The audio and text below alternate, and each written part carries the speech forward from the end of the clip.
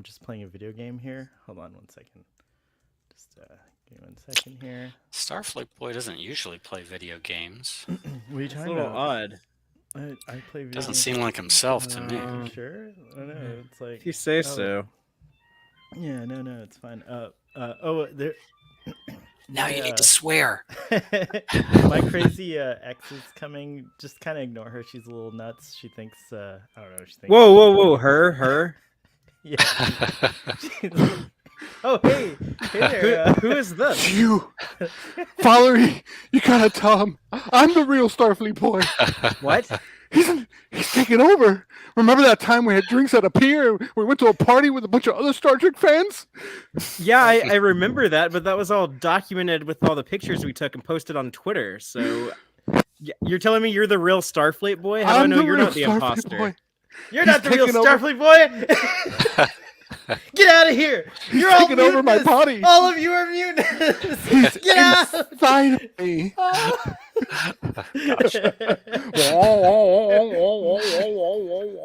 Whoa! There's some weird, trippy mind swapping stuff going on. That was pretty freaky for a Saturday. Usually you would get this freaky on a Friday. We had to bring it for the finale, the grand finale. Yeah. This is amazing. It's nice to have you guys here. Thank you so much. I cannot believe we have completed our TOS discussion series. Well, we haven't completed it yet. Sorry. We're about to complete our TOS discussion series with this episode. I feel so fulfilled.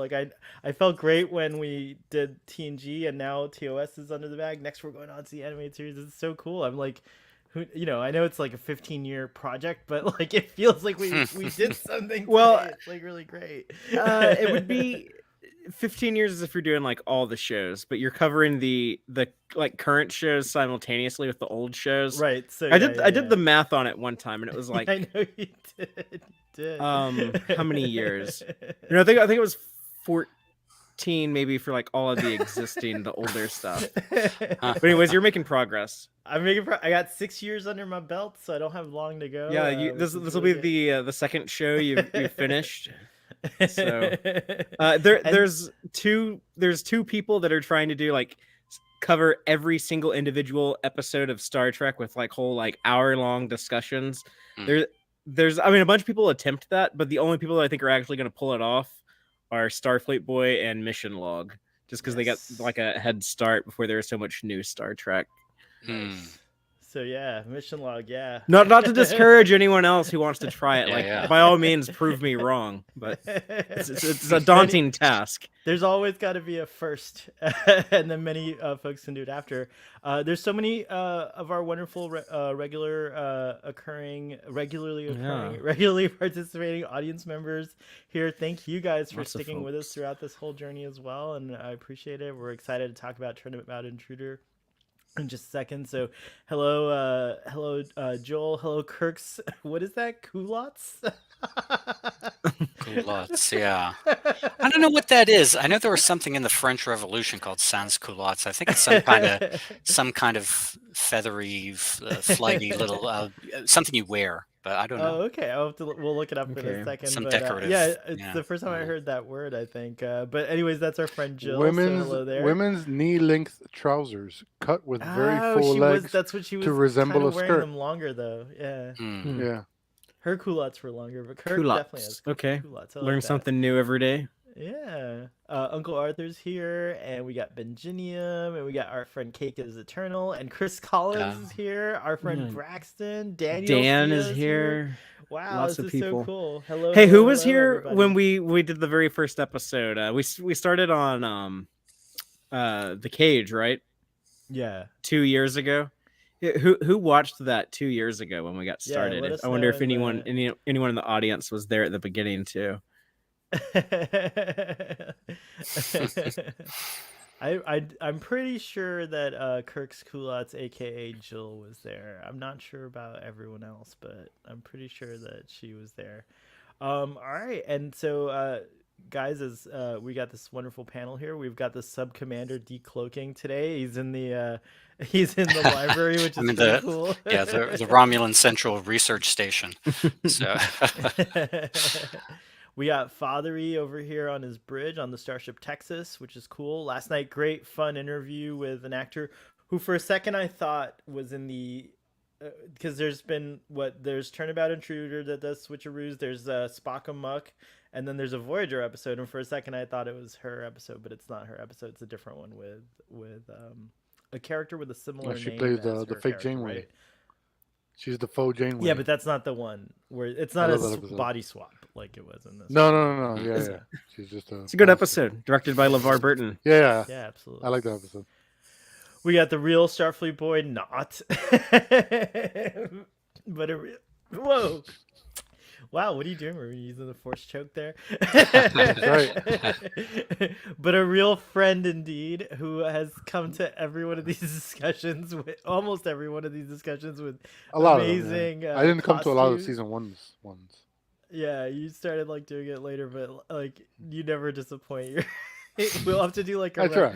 when I have some time, we'll have to do like a little retrospective and go through and put clips together of all your various. Yeah. stories, so. Like a montage of all my costumes throughout the. So this is how Star Trek: The Original Series went off the air. With It's brave Dr. crazy. Janice Lester fighting the patriarchy of Starfleet. Yikes. Fight the power, Janice. If only, Ruben. If only.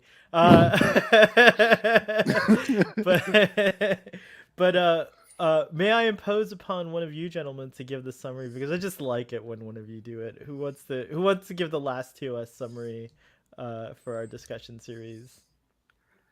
I did write a little something. It's very You did? brief. It's very brief. Okay. Okay. All right. Let's hear it. Oh, where is it now? I got a whole Starfleet board file. You guys don't know. Oh. Dr. Janice Lester, former girlfriend of Captain Kirk, resents that she could not be Starship Captain because Starfleet are a bunch of misogynists. So she trades bodies with Kirk and takes command of the Enterprise. Then she stopped, and TOS ends with a wet fart. That was That's concise. my synopsis. My I like it. concise synopsis. I think you captured the spirit of the episode. Wow. That's yeah. Everybody go check out Ruben's reviews on ruben-writes.com and check out his interviews. They're with- only like 3 sentences long. 3 sentence long movie reviews. That was pretty good. I will just say that I will add that she's his crazy ex abusive girlfriend. She's a very complex character, this Janice Lester character, for all the good and for the bad things. There's definitely a lot to unpack. So yeah, good summary. Anyone else want to say anything about opening statement about this episode before we jump right in? I think we should probably just clear Jump the right air in. right up front. Yes. And just admit that yes, this is a very problematic episode of television from the 1960s. There's a lot in here that I understand is outright offensive. That being said, like I think we should challenge ourselves to find the good things, the enjoyable things in this episode. But we're just everyone keep in mind that we are proceeding, with the full acknowledgement that yes, there is bad stuff in this episode. It shouldn't have been written this way. Even at the time, I think people probably should have known better in 1969. But yeah, there are some interesting ideas and some, as always, some good performances. We like these characters, and they get a few different moments and stuff. So I'm looking you. forward Well- to discovering Well those. stated. Yeah, very well stated, Father. Thanks for putting that in such good in such a good kind of concise way. Yeah, that's why I didn't really want to call her crazy. I wanted to see her more as someone who's just pissed off at the system, like. Well, this is And, the thing, and like, it is kind of messed up. Yeah. Like it's really disappointing to me what this episode does in just that one line. It's But- interesting. I mean, this has definitely been the subject of much debate over the years. Like, was there actually can you take from this episode that there was actually a rule in Starfleet that females could not become captains? I think that's the most natural reading of the episode, unfortunately. But later on, even Roddenberry himself would say, well, that phrase, "your world of starship commanders doesn't admit women," and let's interpret that as it means if you are a starship commander like Kirk, then your love is your ship, and you can't have a relationship, so you're a lousy boyfriend. And let's look at it through that lens. Now, I don't My think dog that's is what. agreeing with that. Sorry. Yeah, I don't think that's what he meant at the time. And Roddenberry came up with a story for this. He came up with the first draft of the script. And, as much as he was progressive about some things, I think some of his attitudes towards women were a little, well, let's just say dated and haven't aged well. So I think at the time he probably did mean that if you were a woman, you could not become a captain. Apparently that's not true in Romulus. So, go Romulus. But I think, the only way to kind of even make that make this episode bearable is to go with this other interpretation that it means that Kirk didn't have time for her, the relationship broke up because of that, and that line is a little bit ambiguous, so I think that's a retcon we should certainly all embrace. But it's kind of a goofy episode, and the idea of body switching, I mean, usually when that's done in TV or anywhere, it's like Freaky Friday, or I remember a Gilligan's Island episode of that. It's usually done as a goof. So to try to do it seriously, I mean, maybe it could be interesting. It could have been interesting if they didn't kind of lean in so much to the hell hath no fury like a woman scorned aspect of it, and just had it be two people one's trying to pretend to be someone else, and that might have been more interesting, but probably maybe not as entertaining. I mean, it did give Shatner a chance to really go big on a lot of these things. I find it a little hard to watch, but he was up for it. I mean, it's hard to imagine Jeffrey Hunter being up for that particular script, the way William Shatner would be. So give him credit. And he had the flu when the episode was going on, and he was like laying down in a cot, and then he would get up and deliver his lines. So he was a trooper. But yeah, definitely not a favorite episode. I think also it's not just the fact that it's so many things get piled onto this poor character. Not only like they also make her crazy. She could have just been an activist or something, or just like, how many times have people been possessed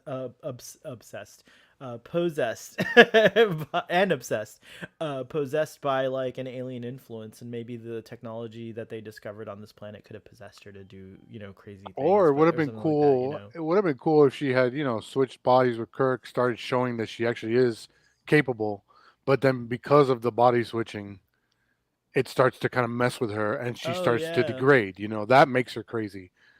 Right, not just this like kind of general crazy ex-girlfriend thing that really irritated me. Yeah, like, but that's too subtle. I mean, that's way too subtle. They would I mean this is what they wanted. I mean, and that's rewriting it with a modern lens, so it's like, and we have that's easy. It's easy. Maybe one day we'll do a rewrite of this episode and just for fun as an exercise. But we do have to tackle what's at hand. But good opening statement there.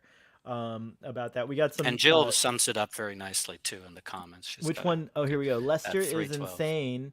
So in her paranoid, narcissistic mind, the only reason she's not a captain is because she's a woman, not because she's dangerous or anything. Not her fault. Very good. Yeah, very well put. Yeah.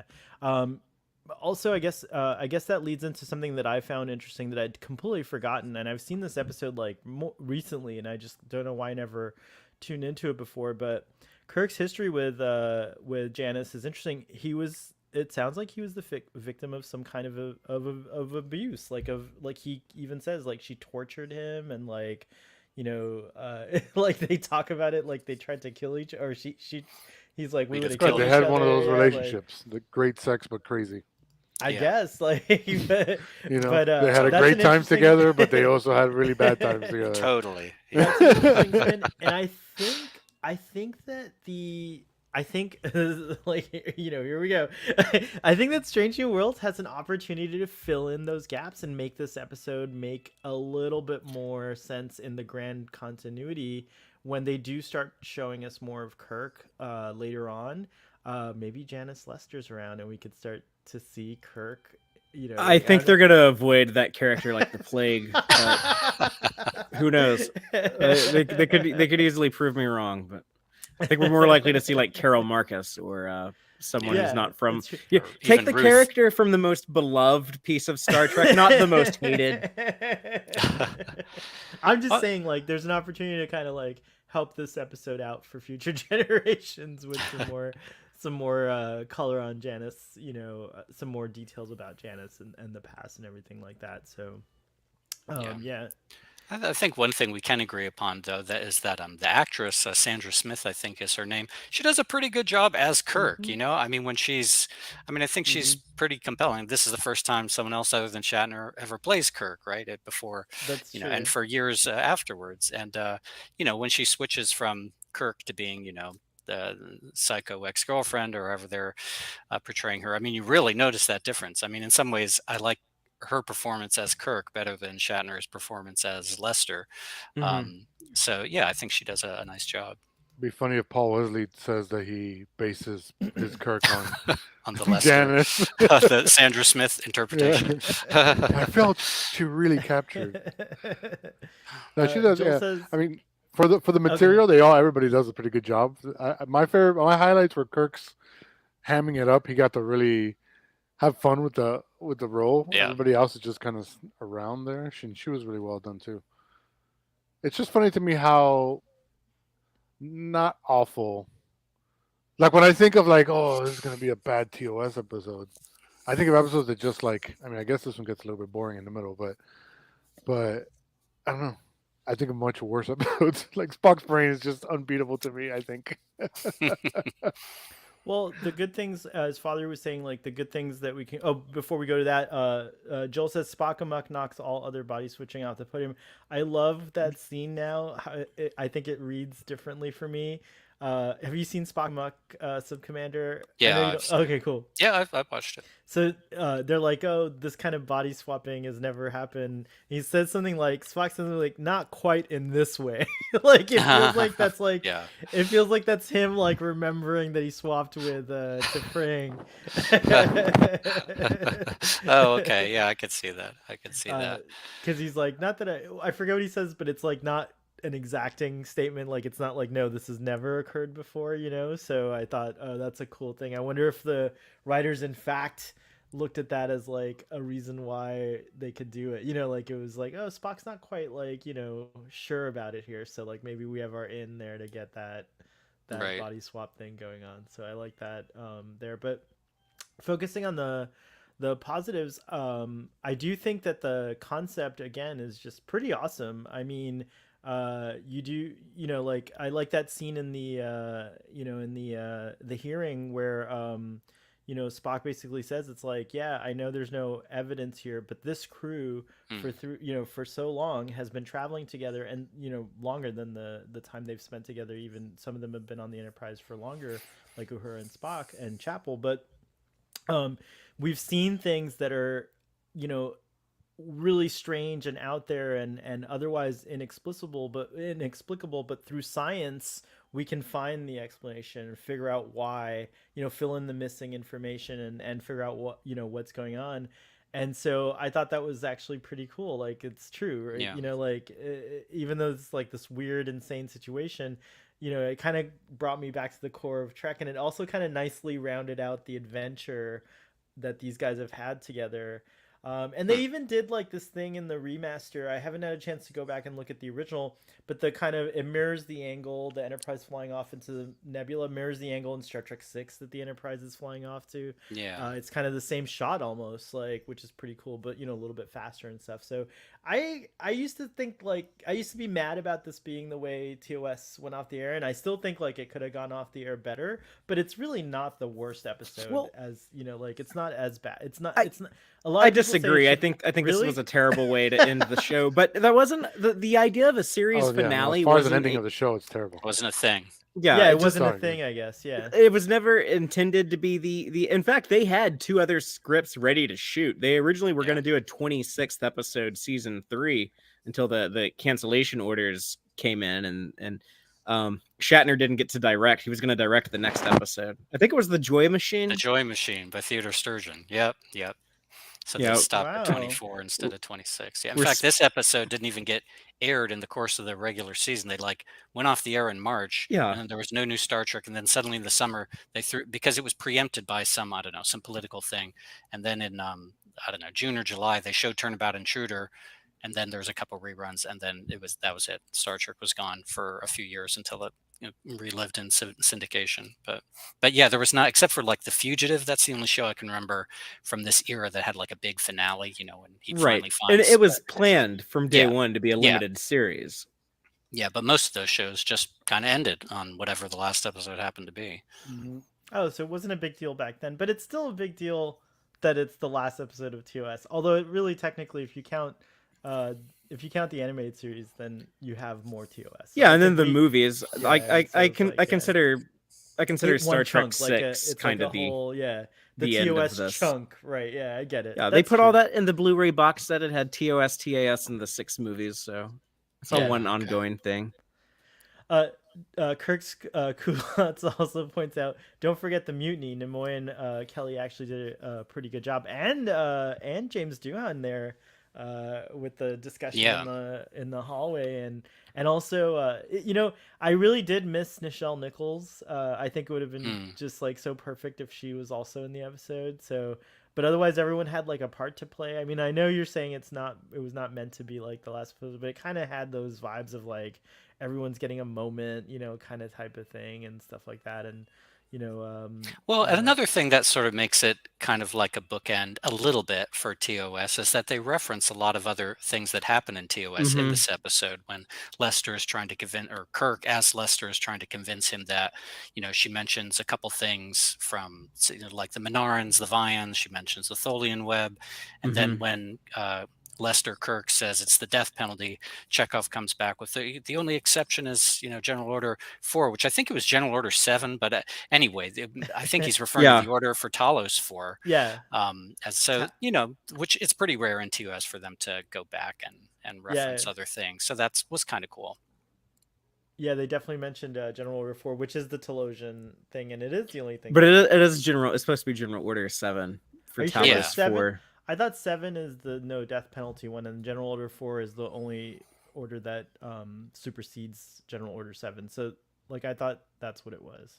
I'm pretty sure that in the Menagerie, they say it's General Order 7. The only death penalty left on the books is if you go to Talos 4, because that's one of the early uses of 47 in Star Trek, the magic Star Trek number. I get it. 4 and 7, nice.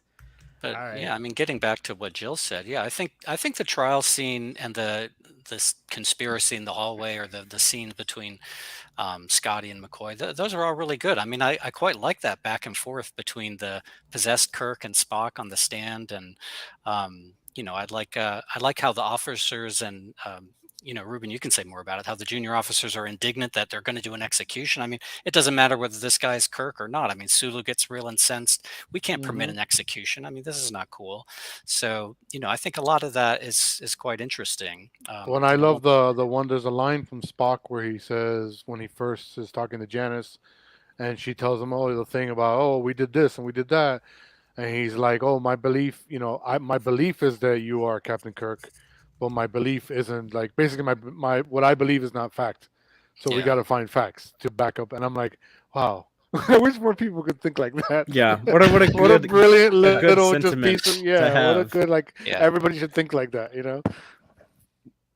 Yeah, I mean, perhaps who comes off the worst in this episode are the Enterprise security guards, who are just sort of lockstep going to obey orders even when they're kooky. Yeah, so I mean, it was an interesting exchange too. Just imagining what would happen on a starship if half the crew felt one way and the other half felt another way. Chekhov saying, if security backs him up, how can we fight him? And a little bit I thought those were neat beats. That submarine movie with is it Gene Hackman and Denzel Washington? Oh yeah, Crimson Tide. Crimson Tide, yeah, and that has a couple like Star Trek references in it too. Right. Yeah.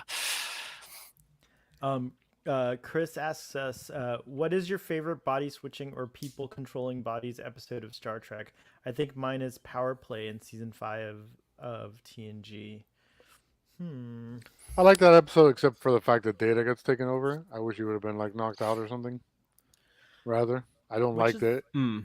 That's the one where they're possessed by the USS Essex, but it's not really the USS Essex. O'Brien, Troy, and Data. Yes, he is possessed by one of the aliens. Oh, okay. That's always been a little bit of an issue for me. Well, it's also weird he gets drunk from I a like that virus. Yeah, yeah. It is. It's true. Yeah. Oh, I Or like, that Soon built him with a whatever, man. Soon's a Fully weird functional. dude. Soon's a weird dude, man. That's all I gotta say.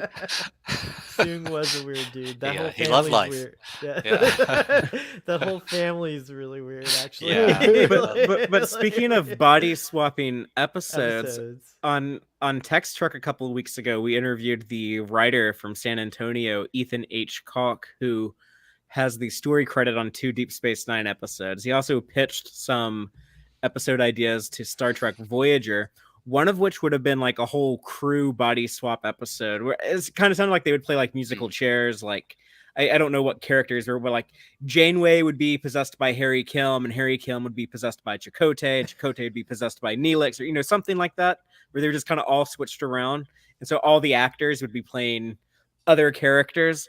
So that would have been interesting to watch. I didn't follow the show Farscape. I think I've only seen like 2 or 3 episodes of Farscape when it was Farscape on was awesome. Sci-Fi Channel. But I know that one of the episodes I saw was that like one of the puppets was actually like the main dude, and the main dude was like in the body of like one of the women, or they were all Ben flipped Browder. around like that. I just saw him in an episode of Murder She Wrote. Of course. He Of was course, also on- it's Murder, She Wrote. He also It- took over for Stargate later seasons of Stargate. Interesting.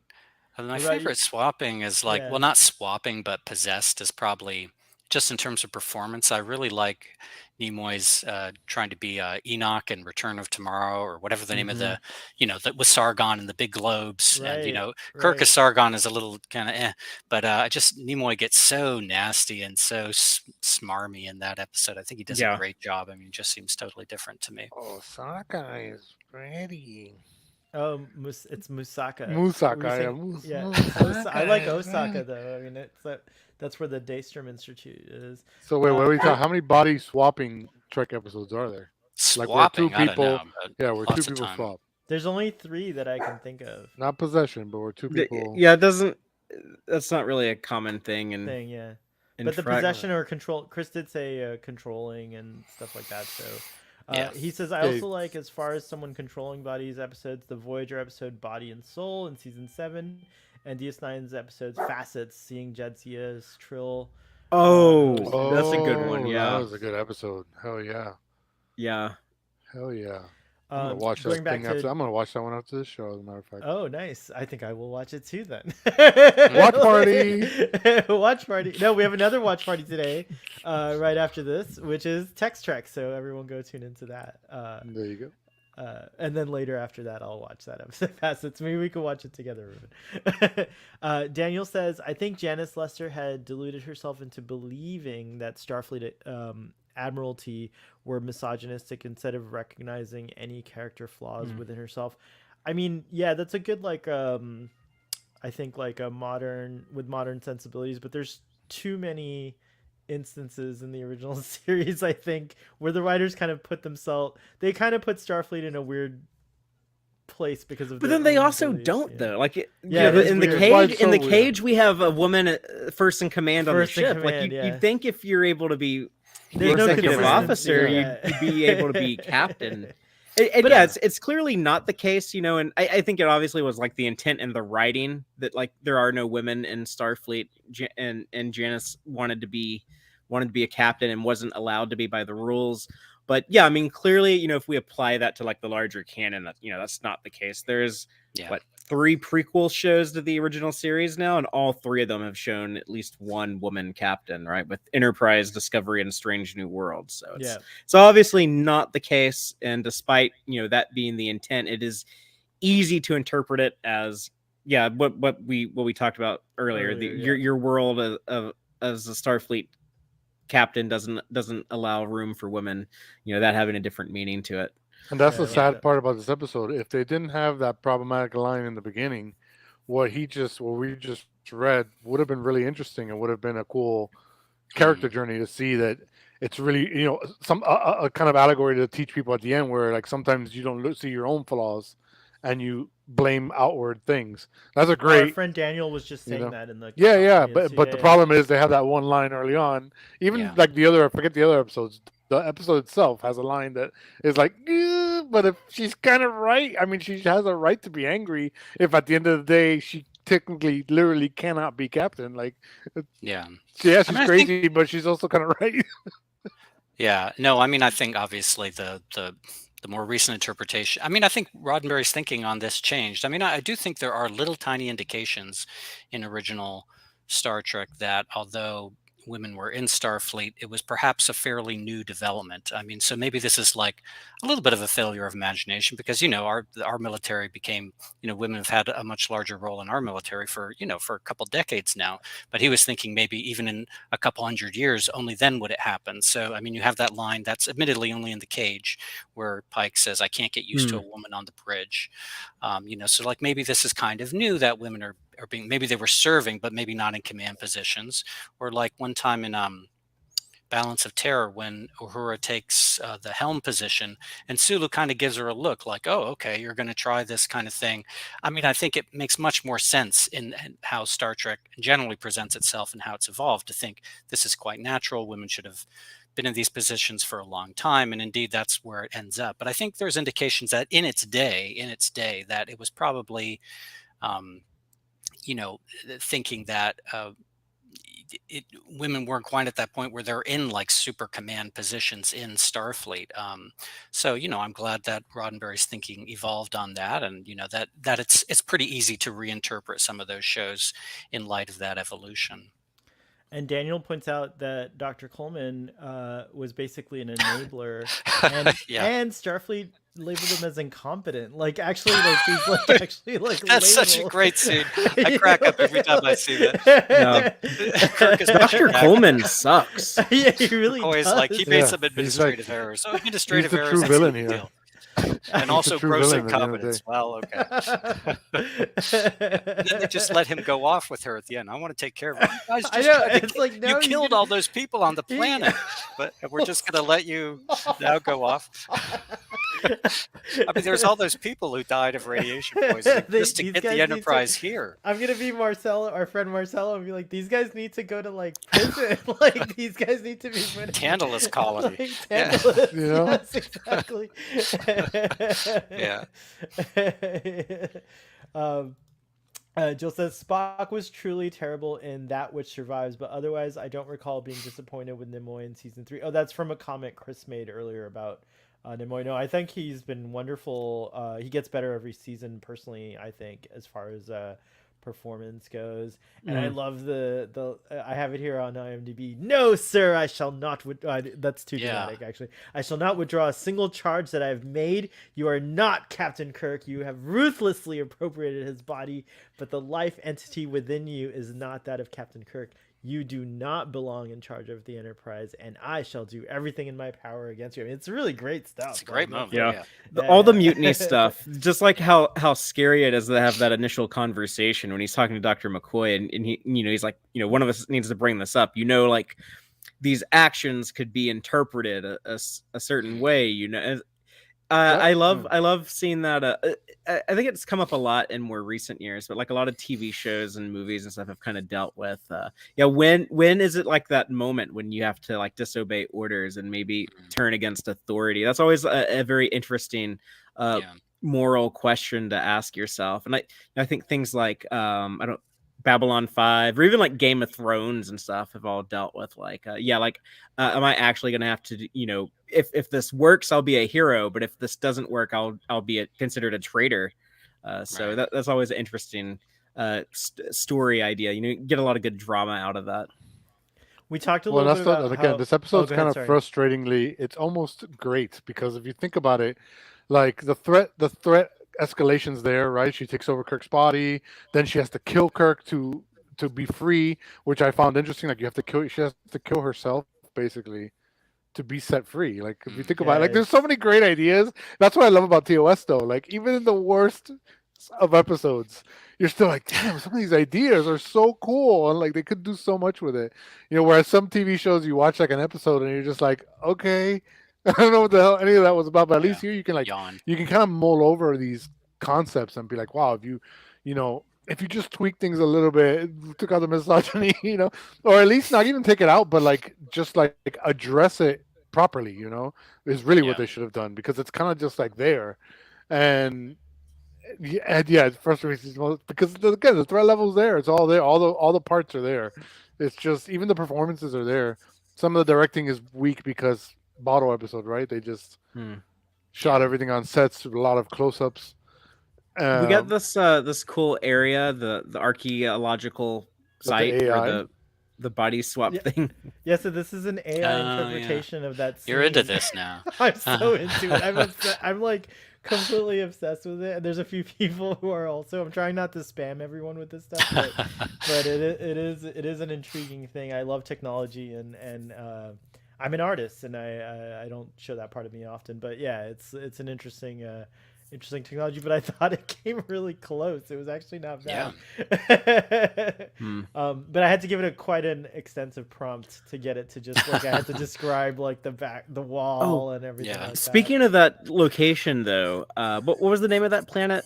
Something Camus 2. 3. Camus 2 or Camus 3. Camus anyway. 3. Yeah. So this is the final episode of the original series. 78 episodes, 79 if you want to count the cage.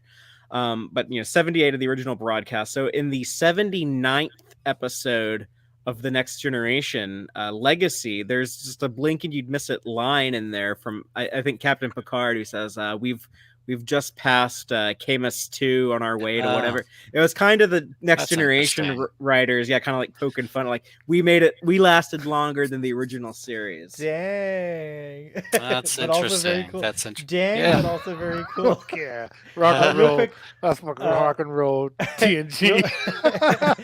I love it. Real quick confirmation. The watch party's at 4 Eastern, right? Fathery, or is it 4 Central? That's going to be at 4:30 Eastern, 3:30 Central. 4:30 Eastern. All right, cool.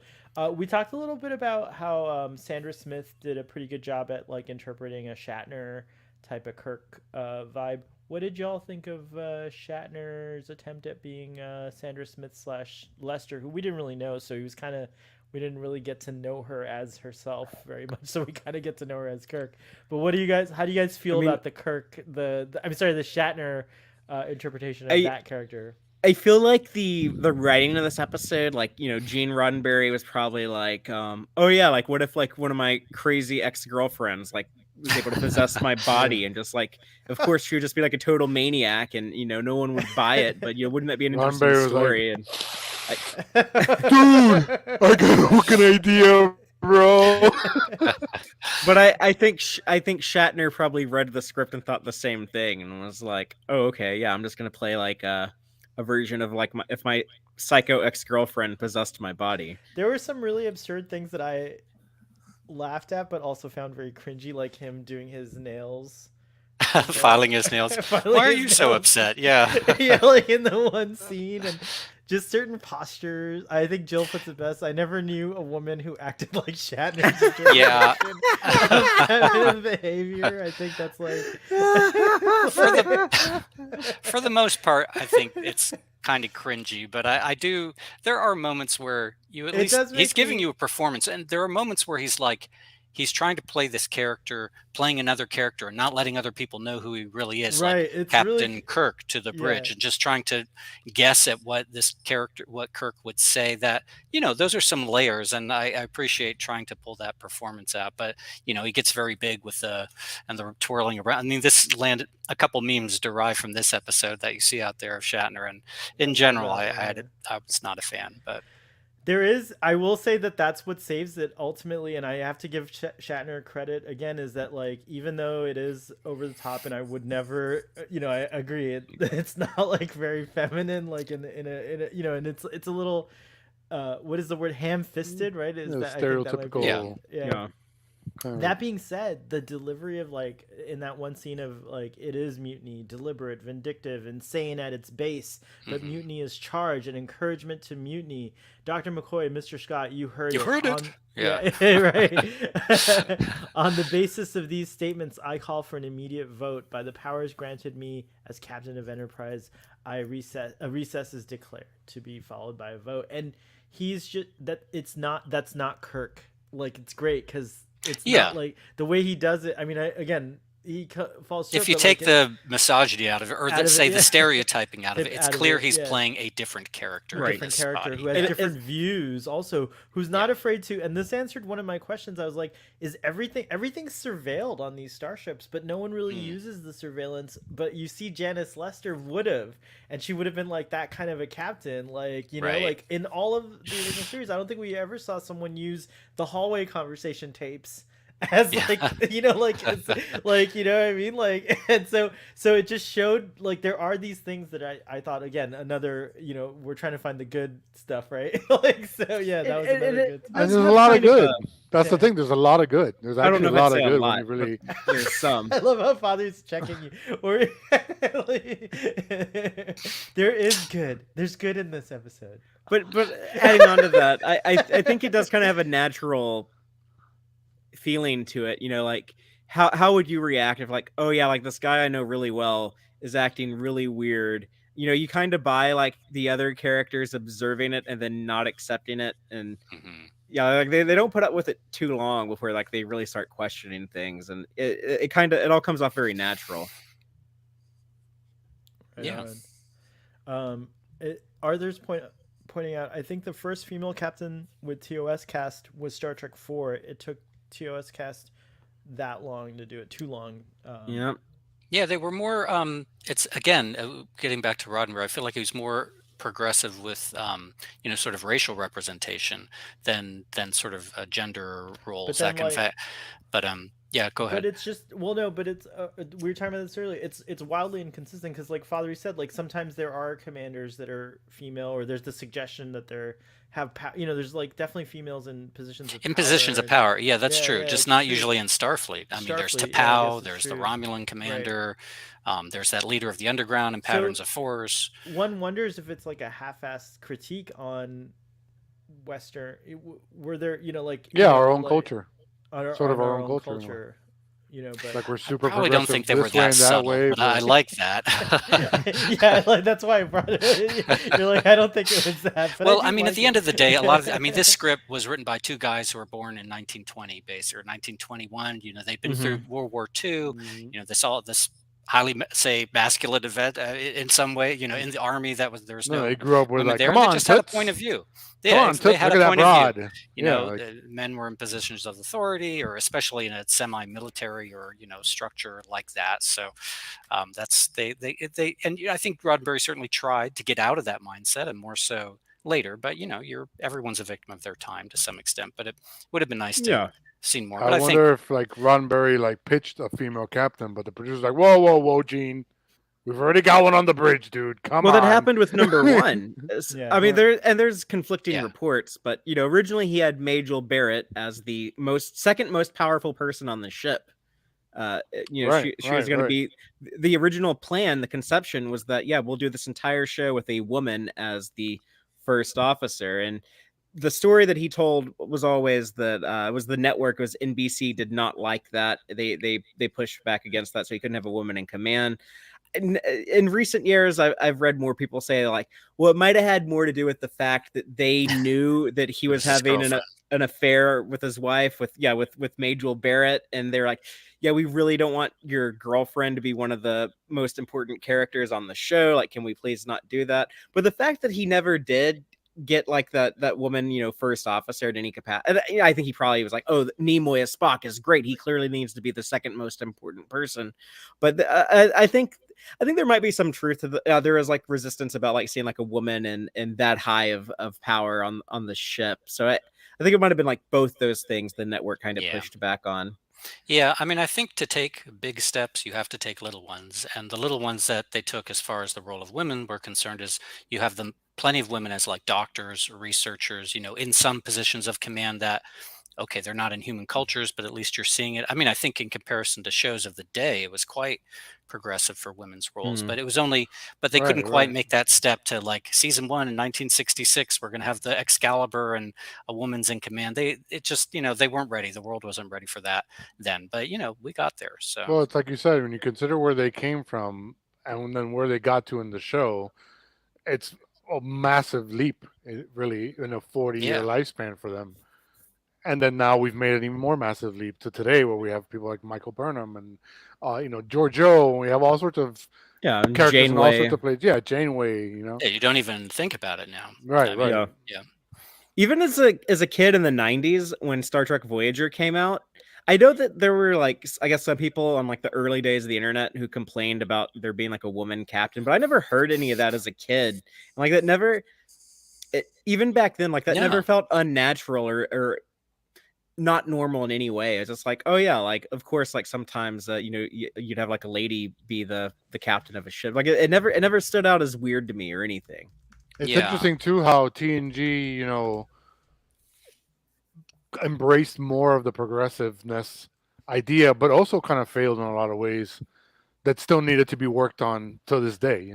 Right. You compare like the TNG cast with the women they had as their regulars with I mean Tasha Yar doesn't really count because she didn't last long, but with Crusher and Troy, they're both in like they're good characters.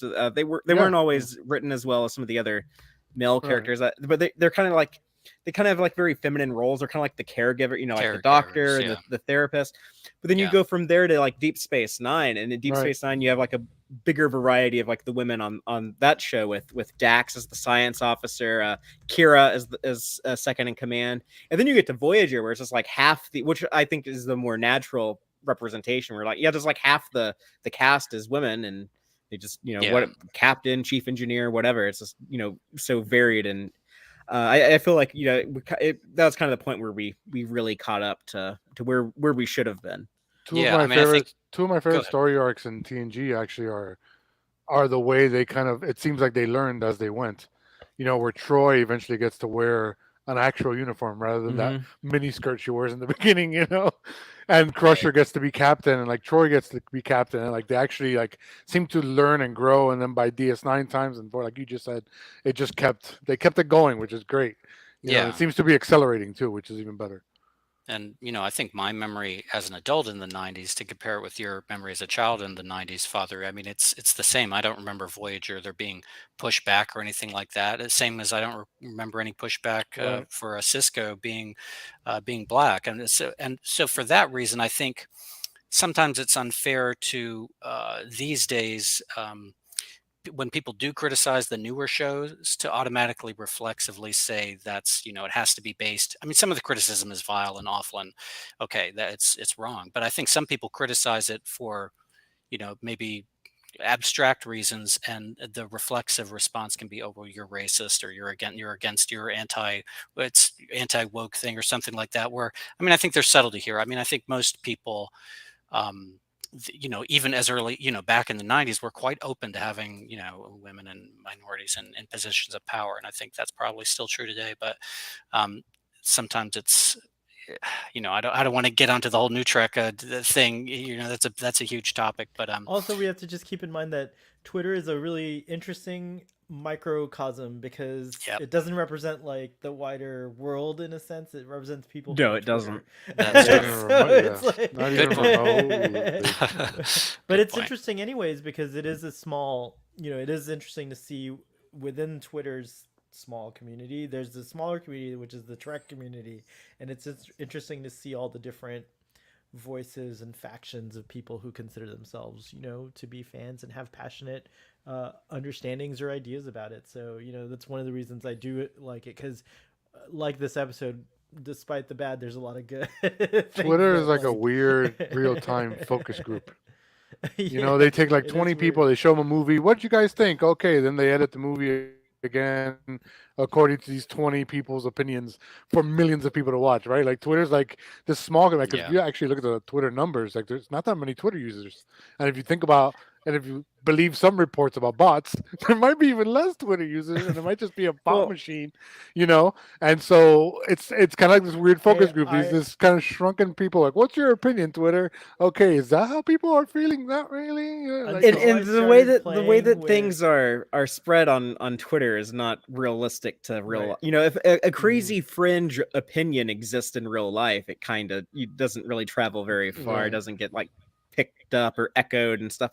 But with Twitter algorithms, if there's like a crazy weird fringe opinion, but it gets like reactions out of people, then it's just like lightning. It moves instantaneously across the internet. So Yeah. Well, crazy weird fringe opinions do sometimes get picked up weirdly. I don't believe you, Arthur. Too, but Twitter has. I blame Twitter for that too. But I do think that one of the greatest experiences, and I know it's not possible for everyone, was going and meeting Trekkies in person, or Trekkers and Trekkies, and Star Trek lovers, however you want to see yourself in person in Chicago, was an awesome experience. And but none of those people are real either, man. it's definitely a much nicer experience. Alex Kurtzman's making fake humans to make Star Trek seem like people are watching it. Okay. There's actually 17 duplicates of Sohail. Just watch Star Trek. I guess I'm going to see some bots at Vegas next week. Exactly. Star Trek Las Vegas. Uncle Arthur says, "I am not a bot. I am a human being." It's a prisoner That's reference. what a bot would say. Prisoner. That's what a bot would say. I am not a number. I'm a free man. Joel says, "Oh my god, those blob things that would like chase him around or whatever, like the security blobs in that show on the beach." Oh yes, That's oh right. gosh, what were they called? Rover or I something forget what like they that. were Yeah, called, yeah. but they're terrifying. They always freaked me out as a kid. I don't know why. They wanted a big, complicated like robot, but there was no budget, so it's like, well, let's blow up this balloon and just have it chase them. And Just it have her, worked. like, It hey works. man, hey, it's just this Yeah. thing, Cherry 2000. Wow, that's a Joel's reference. music. Bravo, Joe. I love that movie. That Oh, was a great Cherry movie. 2000, yeah. Oh, Joel had another zinger here. What would happen if TOS Kirk found the sex candle? That would be some acting. I kind of want to see a good Kirk interpreter do it. Like, that sounds like a... I might have to go in my AI later and start seeing what I can produce. You need that AI taken away from you if you're gonna try to create stuff like that. Do it. Do You need to it. touch grass, right? That's what they say. Touch grass. Yeah. Kick is Eternal says, half the population equals half the cast. Why did it take so long? Why is it still an issue? It's progressive. It's quote-unquote woke, for fuck's sake.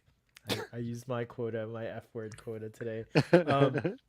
Kirk's Coolot says, I didn't really notice that Uhura was a first in TOS as a kid, or Sulu. Right. The thing even I noticed was the Russian. That was a thing in the 60s that even a kid would notice. Oh yeah, because of the Cold War. That makes complete She sense. didn't even notice that they cast the first Vulcan. I mean, the Vulcans have really been underrepresented in TV. That was the first Vulcan who ever got Even a to job. this day, So- Even Vulcans then, are- they had to make them half human. Yeah, you that's barely right. see Vulcans They on couldn't TV do- now. It's too woke to have a full Vulcan on the ship. So yeah. Oh my gosh, that's funny. An intervention for Starfleet Boy. Time out. Go watch some Voyager. Oh, true. That's why I joke sometimes. I think Star Trek actually screwed me up because I kind of grew up not really thinking about there really being a big. And then I'm also from Miami. Like, it's a big city. We have a multicultural city here, so we would see all those people on the street. We would see these people on TV. So it made it really to me. It was just like, yeah, right. And then later on in life, you're like, oh, you don't think yeah, right? You think totally opposite of yeah, right. I see what's going on here. Yeah, Yeah. let's watch some Star Trek together. Yeah, exactly. No, it is interesting. Yeah, I'm lucky in the time that I grew up, there was a lot of attention being placed on diversity and inclusion, and I did feel really of course I think anyone who is not the majority in a population will experience some kind of discrimination, and I certainly feel like as a kid I experienced some things that, like, at the time innocently I didn't even know was discrimination, and then later on you find out, oh yeah, like when people are always asking you if you want to eat Indian food or something like that, like those little subtle things. But again, I feel like for the most part, growing up in Miami, like Ruben said, was great because it was a multicultural experience. We saw not only just because of the population, but the tourism. So yeah, I mean, Right. not everyone can live in Oh. places like this, but yeah. When I went to Miami, every single person I saw was Cuban. So I don't know how multicultural it is, but I It will could have just been say that- Peruvian. I will just say racist. that some of the people you assume are not Cuban are also probably Cuban, because Cubans are very diverse too. They have like Cuban people are there's like Cuban people that look Asian. There's Cuban people that look, Oh, that's true. African, and Oh, yeah, so it's like I it's was like, checking into my hotel, and the guy working at the desk was like this blonde guy with blue eyes, and he's Cuban. and He was a and Nazi.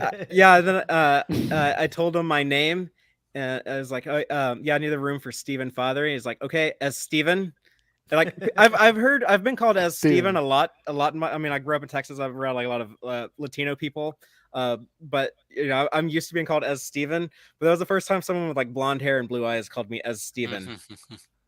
Esteban. Steven. That's right. Is Esteban Steven? Well, it's sometimes it's hard for people. Sometimes. Like words Yeah. that begin with the S are hard to say if you're a natural Spanish speaker. Sometimes, so like Gotcha. instead of Sprite, like the drink, they I've heard people say Sprite Sprite. or stuff like that. I love Interesting. accents. I like personally. Daniel's comment there about the convention experience. Let's see here. Daniel says the convention experience is a microcosm of what the Roddenberry vision of the future should be. Yeah, I think that's true. But yeah, it's a great I encourage people to go to conventions. I'm sure some people have had bad experiences there, but I've never witnessed it. It's always been extremely positive. It's of all the different fandoms out there, like I've been to like comic book conventions and all kinds of, and Star Trek are definitely the best. That's like the kindest, most welcoming, most mature. Dare I say even smartest, most intelligent fandoms. So Way better than those Star Wars fans, am I right? honestly, yeah, I would definitely agree to that. But... Oh, hot take. Well, wrapping up on this episode of Starfleet Boy, and the discussion of this last episode here, I think that like yeah, I would definitely not place this at the worst episode. It's just what would be the worst then? Oh, we are at this is the season finale. It's a lot we can are talk going to about. do a season Series recap. finale.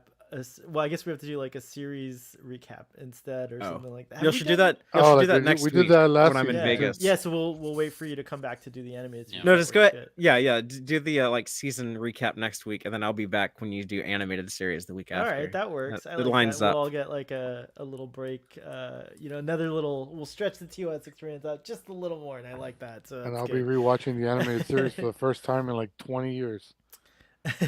I love it. It should be interesting. That is it's about what I'm doing too, Ruben. I feel like I've seen little bits of it here and there since I've seen an episode here or a clip there. But same thing. It's gonna be really cool and fun to watch it in sequence. It'll be the first time I've watched it in 2 years, so we might have some new special guests. We're talking to some folks. Don't want to get anyone excited. Father, you know who I'm talking about, but so hopefully we'll see some experts on. Oh yeah, here, we're actually gonna have William Shatner.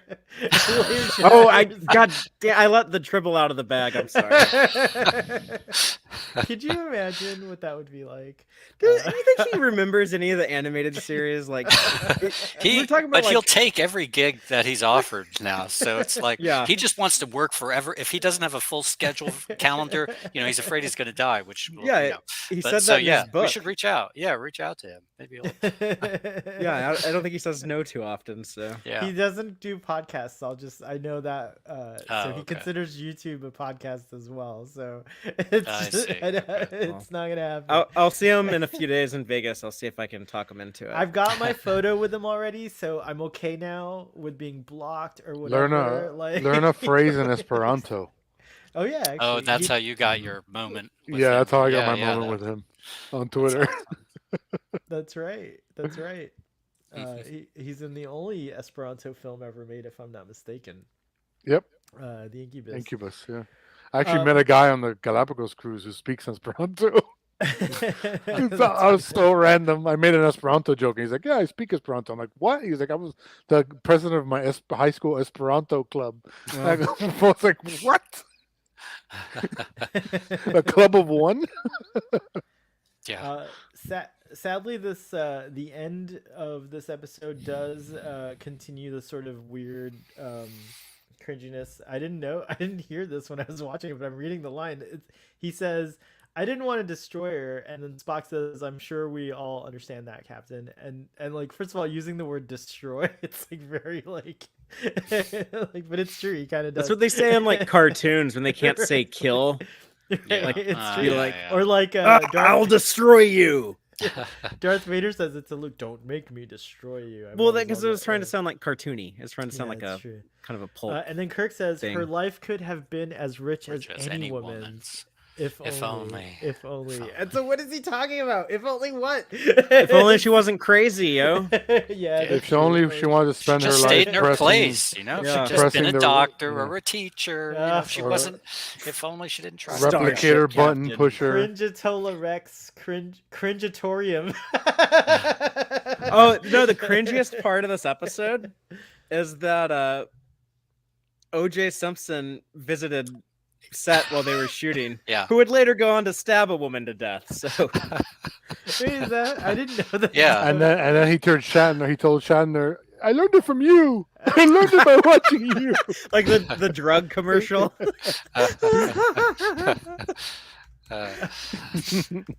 How old would OJ have been back then? That's crazy. That would have been like Pretty as in his NFL Been in his career 20s, prime, I guess. right? Probably in his Yeah, 20s, or probably yeah. early. I'm trying to find if there's any pictures of him on the set, but I don't. I think see it was a anything. guest. Roddenberry. He went with as Roddenberry's guest, and he watched the scene where Kirk is on the bridge trying to, Sulu and Chekhov both put their hands down there, and they're not going to obey him. And you get Kirk doing that thing and then backing out.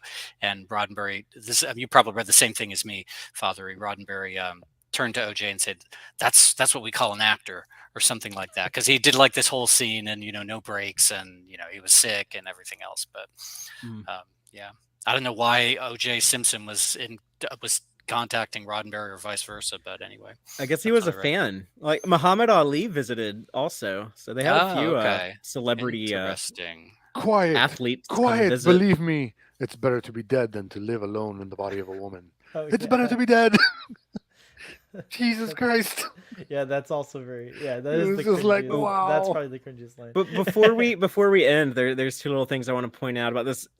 How it just happened to be the final episode. We do get a scene of Shatner using the leg machine in sickbay again, which the very first Kirk and McCoy scene in the Carbomite maneuver. That's how we're introduced to Dr. McCoy. So that kind of puts a cap on that, I guess, if you want to look at it that way. And the Nice. last character we see on screen in live action until we get to the motion picture is actually Scotty, because the turbo lift doors are closing, and his arm is the last thing that's visible. And then in Strange New World, Scotty is introduced by only seeing his arm reach into the turbo lift to hand something to Spock. That's a deep cut. That's wild. That's really good stuff there. Daniel says worst episode is Catspot. I think Catspot might be my pick for the whole series. What's the worst episode of Star Trek, the original series? I find in terms of like the cringiest, I think is "And the Children Shall Lead," but in terms of the most boring, it's the Alternative Factor. I mean, in terms of like just the least entertaining to me. Even like I can enjoy the really cringy ones just for being so awful, but the Alternative Factor has the unforgivable sin of being kind of a yawn fest for me. I actually might have to go with the Empath if we're Oh, boring. gosh, okay. Oh. There's a 97% chance that Fathery will not survive to the next episode.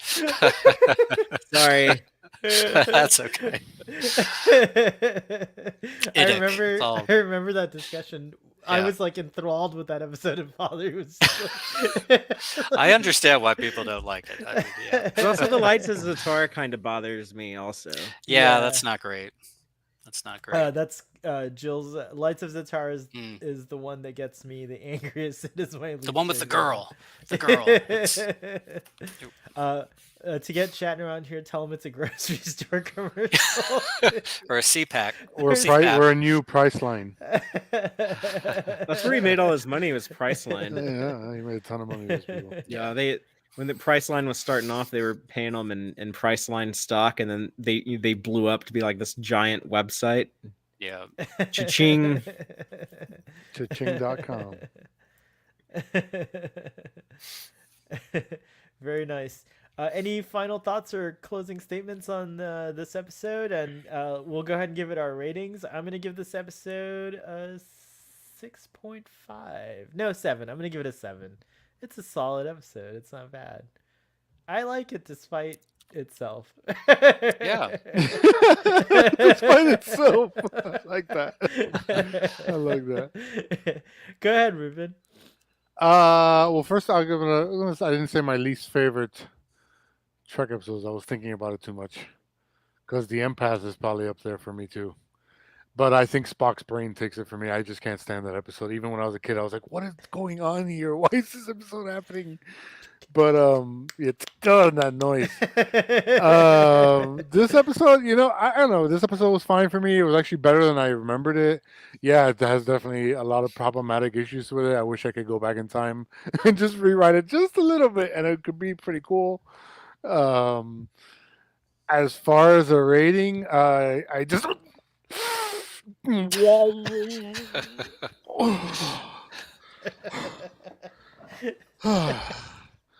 Sorry, what was I talking about? You just need a hypo spray. Father, any closing thoughts or statements on this? Just what I've said before. Yeah, what I sorry, often you said your absurd rating if you want to give one instead. yeah, it's a bad episode. A couple of great moments in that, which are easy to find, and even the worst TOS episode. But overall, not very good.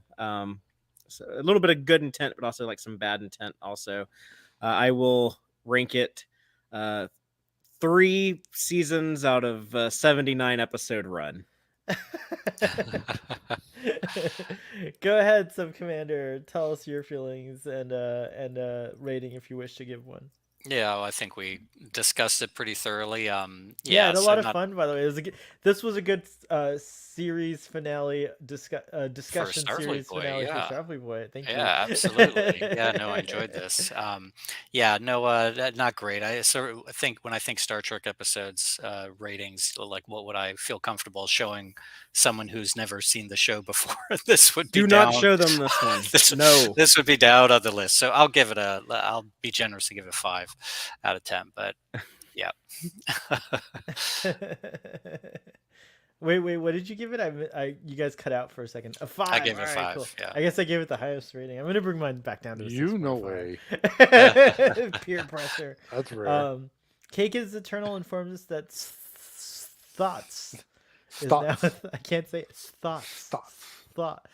It's like a town in like Scotland or something. Thoughts and Okay. statements and thoughts. That's one of those things that you could write and it looks. I thought it was like Star Trek thoughts. Yeah, I read that as Oh. Stamets, like Stamets on Discovery. Statements. That's true. Guys, do you guys have anything to tell folks about? Oh, just real quick channel update. So as I said, we'll be doing like a little recap of the season plus just an overall TOS kind of like recap discussion. That'll be next Saturday, and then the following Saturday we'll start our journey on the animated series when Father gets back from Las Vegas this week, right? Is it Thursday that the Excuse me. that Lower Decks premieres? Is it this week or Mhm. the fall? Yeah, that's Thursday. So this Thursday, Star Trek returns Thursday with Star Lower Trek Deck Season returns. 3, Episode Yep. 1, Grounded. and we'll resume our Twitter Spaces with our Lower Decks Spaces coming up on Thursday nights, and then Fridays you can go over to Text Trek. First and deepest dive on the scene there, and then Saturdays we'll do our TAS discussions. I've been so used Yay. to TOS discussions for so long, Yeah. but not this weekend. And then Sundays is when Starfleet Boy does our Lower Decks presentation, and also Father and I, although Father won't be there for this weekend, tomorrow possibly, and also not for Star Trek Las Vegas, but we do our 4 p.m. Eastern time Trek Central broadcast, which has been so much fun. So I hope you guys will come to that. But yeah, Ruben, what have you got to promote or tell folks about? I just recently posted an interview with Carol Urban, because I always want to say Carl Urban. Carol Urban.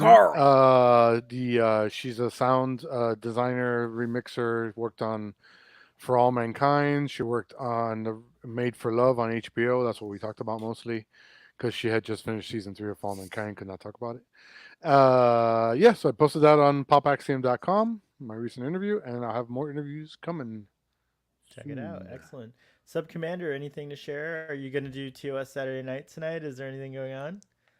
Tonight they're doing Wolf in the Fold, which right is on. not a huge favorite of mine. I've been having a hard time staying up. If I can catch a nap, I'll stay up and watch it. But that's what's going on. I don't have anything else going on except I've rejoined the Montgomery Village Community Band in Gaithersburg, Maryland, as one of the principal oboe players. So I'm happy to be doing that again. But that has nothing. I have no online presence for that. So, but yeah. So just follow me on Twitter at SubCommanderT and at Mr. Leslie TOS. Very cool. Well, thank you so much for joining us for these discussions. It's been one of the best things is becoming friends with you, and I look forward to more of that with the animated series, and maybe we can convince you to keep going with us. Who knows? We'll see. Yeah, I would like to experience DS9 again. I mean, I saw the first couple of years, and then I, crashed out. So if that's the next thing after TAS, then yeah, maybe. Yeah, that's what happened to me in the original run of DS9. I feel so ashamed that I didn't watch DS9 or Voyager. And man, I watched DS9 in the '90s on the original run, and even I knew it was the best Star Trek show then, and everyone thought I was an idiot for saying that. I feel you on that. And now everyone actually, agrees with that. Arguing with Ruben about without even watching DS9, I would argue with Ruben like, no, TNG, TOS. I was one of the few people like, really, you guys? It's just awesome, dude. It's true. It's Darker Trek. I love it. You were a huge. I crapped out on Voyager though. I do regret that because when I went back and watched it, I really like Voyager. So, I really do dig Voyager. And it I've just seen it like a million times. Star Trek now. maybe sometimes ages better. My reasons was that life just kind of happened or whatever. But yeah, yeah, we were in our 20s. We were starting to have fun and partying and stuff. So watching TV was really wasn't a priority. It wasn't a priority exactly. And we didn't have the cool stuff you kids have today. I know I sound like a boomer internet, but we didn't have the internet, and we couldn't just watch stuff on demand when we wanted to or whatever. We didn't have you had to do what I did and set the VCR to record it. Yeah, for crying in the night. What the heck? Father, what's we already promoted it, but please promote again our watch along for your patrons and anything else you'd like to tell us about. Well, sure. There's a lot I'd like to tell people about. First Go off, become a patron. You could get invited. Go yes, we're doing. If you're watching live now on Saturday afternoon, it's not going to matter if you're watching in the future. But yeah, we're in a few minutes going to be doing a Text Trek watch along for our patrons. So we're going to be watching the Lorelei Signal. Speaking of the animated series, get to see Uhura take command of the Enterprise. In honor of Nichelle Nichols' recent passing, and we're also gonna watch the Lower Decks episode Wage Douge. A lot of people consider that the best Lower Decks episode. A lot of people consider that like the best episode of like modern Star Trek. So just kind of getting us back in that Lower Decks mindset for season 3 premiering on Thursday. And if you don't know, you can check out the Text Trek show live on YouTube every Friday night at 7 p.m. Central. We're going to be covering new episodes of Star Trek with Lower Decks premiere coming up on Thursday. But we just recently had a couple of fun interviews with, we've been talking about Deep Space Nine a lot during the off-season times. And we actually spoke with the writer I mentioned earlier, Ethan H. Koch. And then last night we showed our interview with Caitlin Hopkins. She was an actor on Star Trek Deep Space Nine. She also appeared in an episode of Voyager, so people can check that out. And you can also listen to our show wherever you get your podcast. And next week I'll be in Star Trek Las Vegas Thursday through Sunday. I'm staying there at Bally's, whatever the name of the hotel is, where the convention is. But yeah, if anyone wants to hang out with me, just by all means holler at me if you see me. I'm the only person at Star Trek conventions walking around with like this cap that says you may all go to hell and I'll go to Texas on the back, or whatever it says. I don't know, it's on the back of my head. I don't read it, but like a big beard. Like if you see a dude that like you think looks like me, like that's me. So please like say hi to me. I love when people come up to me and like, oh yeah, I saw you on YouTube. I know who you are. So that's really awesome. So I encourage people to visit with me and chat with me in person. Very nice. We are looking forward to all those updates, and I'm looking forward to the watch along happening in just 15 minutes. So on that note, thank you again, everyone. Thank you, audience, so much. I saw some ratings in there, 6s and 7s, and I don't think I saw 7, but 6s and around that area. Live long and prosper, everyone. Thank you again. This is just such a delight. It feels like such a cool milestone to have done this. So thank you. Live long and prosper. And